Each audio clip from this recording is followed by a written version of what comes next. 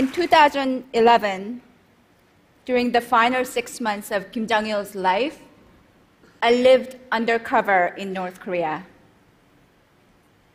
I was born and raised in South Korea, their enemy. I live in America, their other enemy. Since 2002, I had visited North Korea a few times, and I had come to realize that to write about it with any meaning, or to understand the place beyond the regime's propaganda, the only option was total immersion. So I posed as a teacher and a missionary at an all-male university in Pyongyang.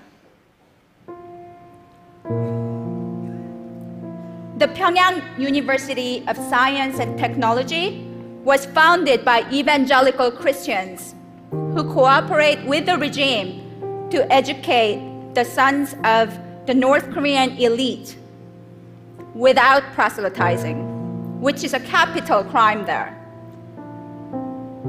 The students were 270 young men expected to be the future leaders of the most isolated and brutal dictatorship in existence. When I arrived, they became my students. 2011 was a special year, marking the 100th anniversary of the birth of North Korea's original great leader, Kim Il-sung. To celebrate the occasion, the regime shut down all universities and sent students off to the fields to build the DPRK's much heralded idea as the world's most powerful and prosperous nation.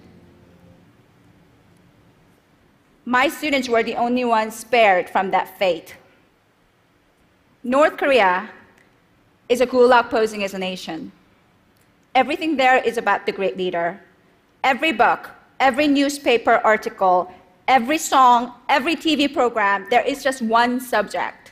The flowers are named after him. The mountains are carved with his slogans. Every citizen wears the badge of the great leader at all times. Even their calendar system begins with the birth of Kim Il-sung. The school was a heavily guarded prison posing as a campus.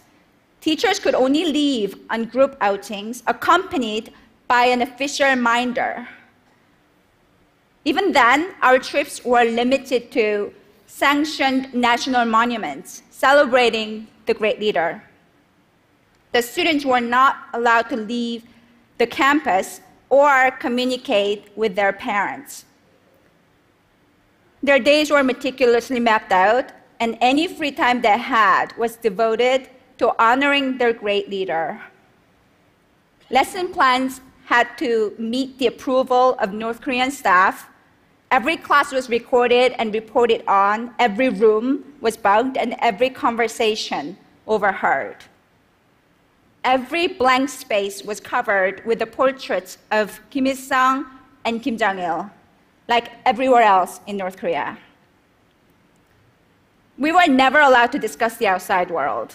As the students of science and technology, many of them were computer majors, but they did not know the existence of the internet. They had never heard of Mark Zuckerberg or Steve Jobs. Facebook, Twitter, none of those things would have meant a thing. And I could not tell them. I went there looking for truth.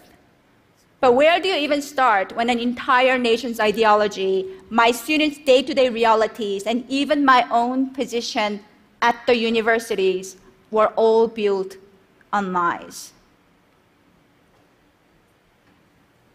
I started with a game. We played Truth and Lie. A volunteer would write a sentence on the chalkboard, and the other students had to guess whether it was a truth or a lie. Once a student wrote, "I visited China last year on vacation," and everyone shouted, "Lie." They all knew this wasn't possible. Virtually no North Korean is allowed to leave the country. Even traveling within their own country requires a travel pass. had hoped that this game would reveal some truth about my students because they lie so often and so easily, whether about the mythical accomplishments of their great leader or the strange claim that they cloned a rabbit as fifth graders. The difference between truth and lie seemed at times hazy to them. It took me a while to understand the different type of lies. They lied to shield their system from the world, or they were taught lies and were just regurgitating them. Or at moments, they lied out of habit. But if all they have ever known were lies, how could we expect them to be otherwise? Next, I tried to teach them essay writing, but that turned out to be nearly impossible. Essays are about coming up with one's own thesis, making an evidence-based argument to prove it. These students, however, were simply told what to think, and they obeyed. In their world, critical thinking was not allowed. I also gave them the weekly assignment of writing a personal letter to anybody. It took a long time, but eventually some of them began to write to their mothers, their friends, their girlfriends. Although those were just homework and would never reach their intended recipients, my students slowly began to reveal their true feelings in them. They wrote that they were fed up with the sameness of everything. They were worried about their future. In those letters, they rarely ever mentioned their great leader. I was spending all of my time with this young man. We all ate meals together, played basketball together. I often called them gentlemen, which made them giggle. They blushed at the mention of girls.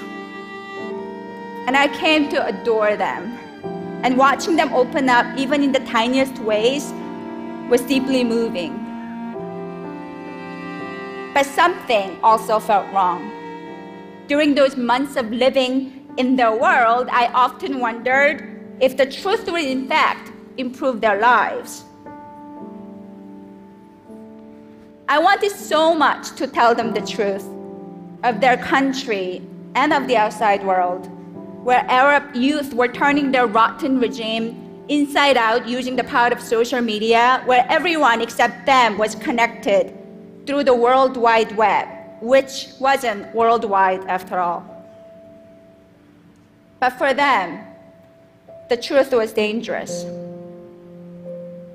By encouraging them to run after it, I was putting them at risk of persecution, of heartbreak.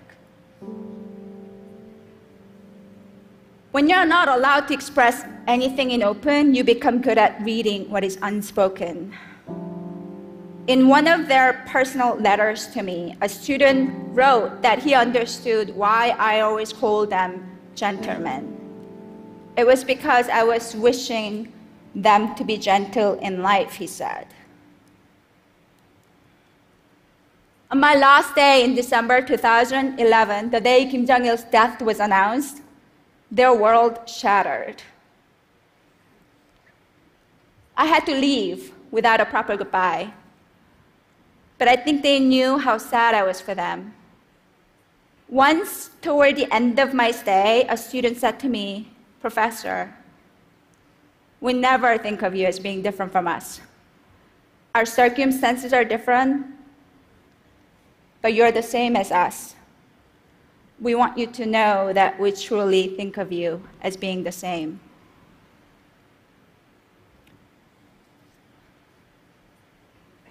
Today, if I could respond to my students with a letter of my own, which is of course impossible, I would tell them this. My dear gentlemen, it's been a bit over 3 years since I last saw you. And now you must be 22, maybe even as old as 23. At our final class, I asked you if there was anything you wanted. The only wish you expressed, the only thing you ever asked of me in all those months we spent together was for me to speak to you in Korean, just once. I was there to teach you English. You knew it wasn't allowed. But I understood then you wanted to share that bond of our mother tongue. I called you my gentleman, but I don't know if being gentle in Kim Jong-un's merciless North Korea is a good thing. I don't want you to lead a revolution. Let some other young person do it. The rest of the world might casually encourage or even expect some sort of North Korean spring. But I don't want you to do anything risky because I know in your world, someone is always watching. I don't want to imagine what might happen to you. If my attempts to reach you have inspired something new in you, I would rather you forget me. Become soldiers of your great leader and live long, safe lives. You once asked me if I thought your city of Pyongyang was beautiful, and I could not answer it truthfully then. But I know why you asked. I know that it was important for you to hear that I, your teacher, the one who has seen the world that you are forbidden from, declare your city as the most beautiful. I know hearing that would make your lives there a bit more bearable, but no, I don't find your capital beautiful. Not because it's monotone and concrete, but because of what it symbolizes, a monster that feeds off the rest of the country, where citizens are soldiers and slaves. All I see there is darkness. But it's your home, so I cannot hate it. And hope instead that you, my lovely young gentleman, will one day help make it beautiful. Thank you.